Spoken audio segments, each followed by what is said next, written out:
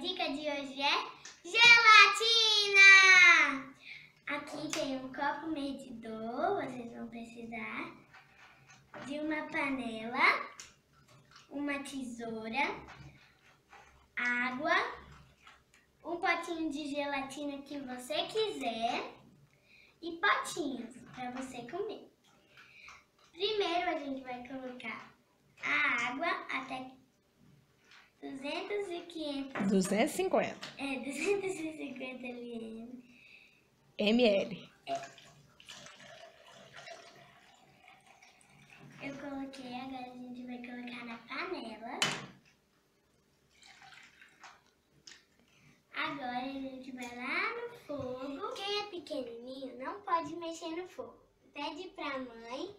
E quem é maior, tipo 6 anos ou 5, pode fazer. Eu vou ligar aqui.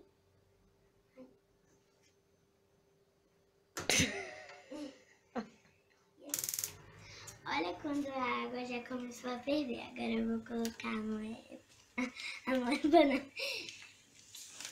todinha.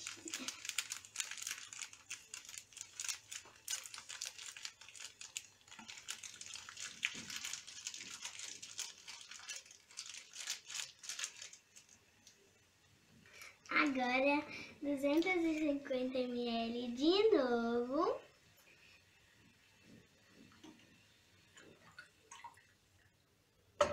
E agora eu vou misturar. Pode ser qualquer colher, tá?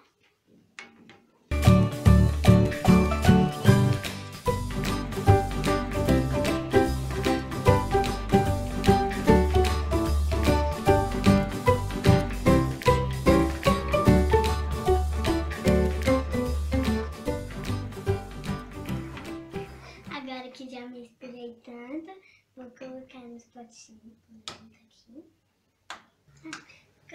Como estava quente, a mamãe colocou o meu potinho, vai ser de princesa.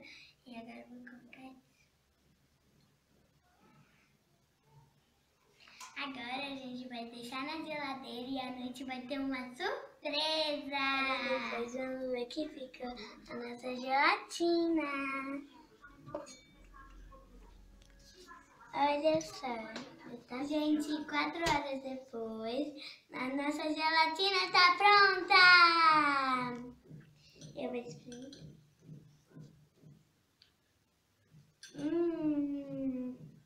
Tá muito bom. E a sua? Clica aqui no gostei se você gostou da sua.